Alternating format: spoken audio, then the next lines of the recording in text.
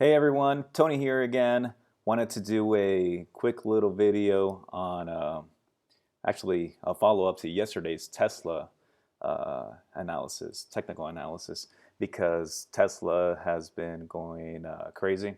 So wanted to just give a brief, maybe like a 10-minute summary, maybe less, on what the action has been going on. So I'm not going to go on the weekly because that was yesterday's video, but I'm going to touch up on today and yesterday's price action and this little doji, how it finished off on the day. And then today's action, which was, I'm not going to say it was expected, but it was due. Expected has been nothing with Tesla because it keeps doing the unexpected.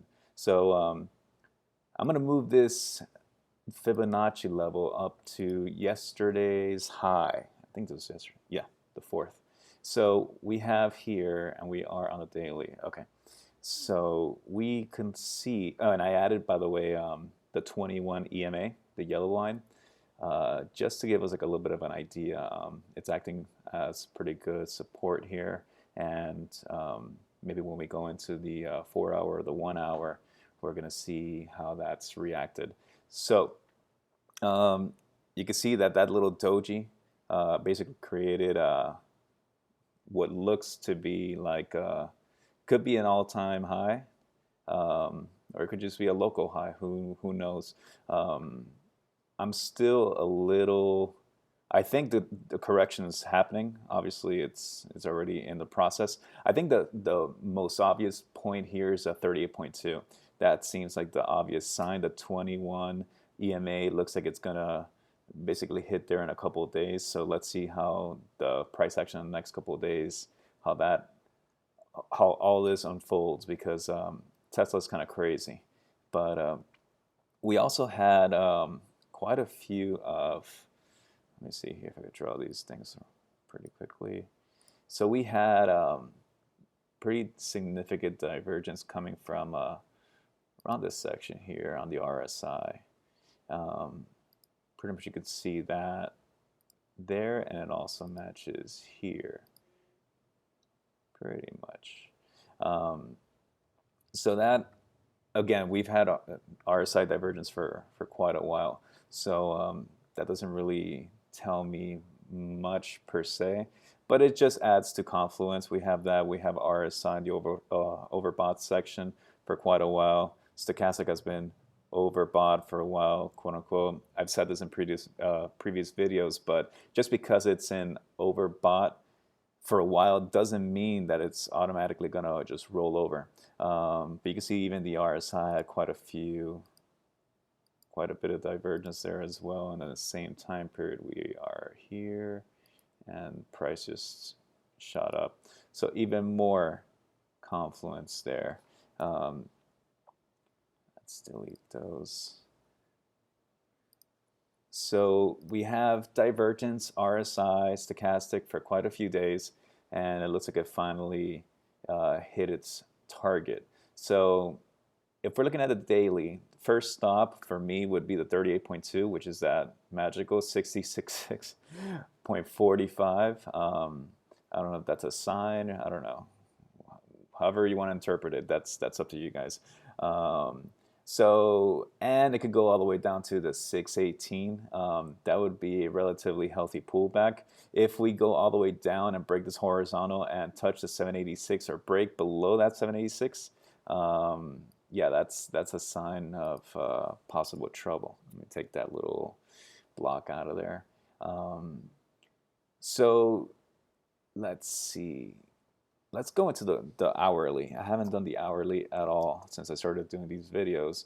So let's just dive in, because that makes the most sense, especially since it's just a day or two of price action that we're dealing with here.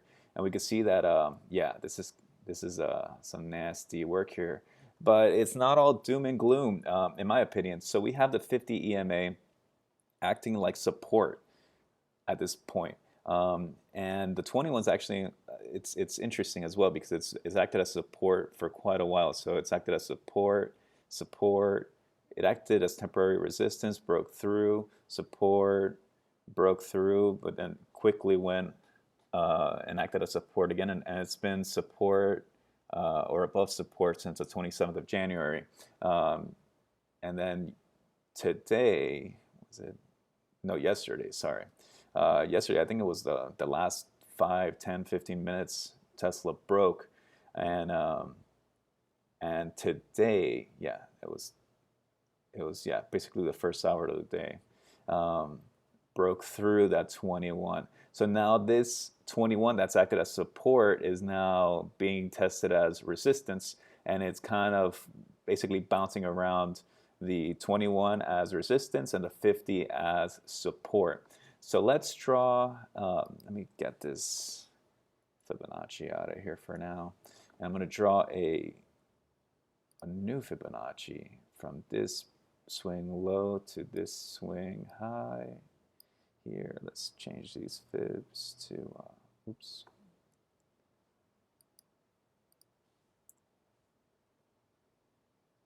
Click here, and then we're gonna, there we go. So you can see that it's bouncing between that 382 and the 618, which again, I've said it multiple times, but it's just a good region for a healthy, just a healthy correction. Again, we're on the hour, so everything is very it's not as clear cut as the daily, weekly, and the monthly. But we can see actually that we could have seen, and again, we've had multiple RSI divergences, but right here, it looks like we had some divergence. If I can get to my tools. All right, so we have that swing high there, and then we have it's pretty much even there. Well, it was a little bit higher, but definitely not as high as that. So not as clear, but you could tell that there was some divergence there. Didn't help. Also, overbought region. Again, don't want to get too much into that because, as we know, it doesn't mean 100% that it's going to roll over. But as of today, it 100% rolled over, and it rolled over that EMA. And now it's at the 50 EMA midpoint. I'm sorry, RSI midpoint. And then the stochastic has finally rolled over to oversold regions, and it looks like it's starting to curl over. So the interesting part is that we're at the 618, the 61.8 retracement level of this swing low to this swing high, and it has confluence with that 50 EMA, so it's pretty powerful. We have to see the next couple hours, days, the next week, see what happens. With Tesla, I think this might be quicker rather than later, and we'll see how this behaves. But as long as it can stay above the 61.8, I'm going to see this at least maintaining some. It's not all bad. We see that, yeah, volume has dropped quite a bit, but volume has been generally going up. So we have to see how that basically volume is up in the air right now. That's basically what I'm seeing. I just don't see it. Right now it's kind of hard to say. It's just we got to play it hour by hour and day by day at this point. It looks like it's going to be bouncing here for a little bit unless we have some sort of a breakdown. But this is a pretty strong level on the hourly, the 61.8 and the 50 EMA. So let's see if we have anything else that might make sense. Let's see how if we drew extensions on here. So blue pass at 26.8, and let's add a few more.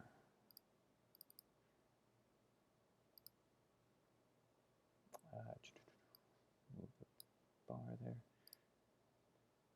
3.618. Yeah, anything above at this point is kind of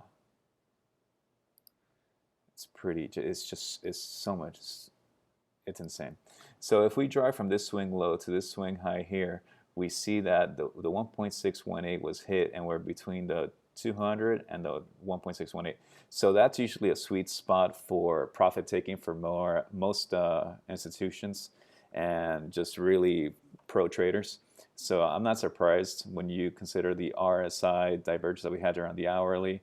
this extension there, the RSI, stochastic, basically everything was pointing towards, and just that parabolic movement in general. I mean, when you have such volume for such a long time, such parabolic price movements, it's just there's only so much that price can hold on to. So let's see if we haven't actually gotten to the 4 hour. Actually, in all my videos, I've only done weekly, dailies, and monthlies. So I'm breaking new territory here. Yeah, you can see that it's still, in this case, let me change this back to a regular Fibonacci here. And let's go with this high here. So swing high, swing low. Did we get the ultimate low there? Looks like we did. So the 200, maybe in the next couple of days on the 4 hour, we'll see that yellow 21 touch the 61.8 on this retracement. And maybe by that time, price we'll see how that works. So we'll see if that 21 EMA is going to act like support or if price is going to break through. And not to be all doom and gloom, but I guess just to have an idea if we really do have a major correction, where we would be looking at. So let's go here just for giggles. So we have that low. So on the 4 hour, and this should actually be pretty accurate on the daily as well. Let's see. Yeah, it's pretty good. Yeah, retracement of, let me go back to the 4 hour. I like the 4 hour on this case. Oops. 4 hour. So a pullback to the 50%, which is not technically a Fibonacci level, but it's usually pretty accurate in these price points. So the 50 EMA is about to touch that, but that can go higher if price stays at that point. If we have a quick retracement, I mean, we're going to be between, it's just this general section here that's going to be the price target. I mean, the first one, I mean, this could happen tomorrow, depending how price goes, but that's 682. I think before I had 666, so maybe I was going from a lower low. Is it here? Maybe further back. Oh, it's probably this low here. There we go, 666. Okay, now this makes a little more sense. So yeah, between 480 and 670, that I think would be a decent correction.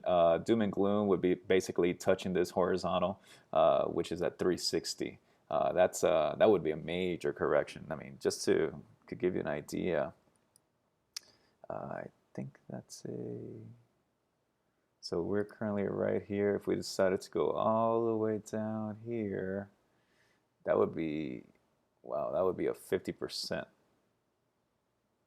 50% right here.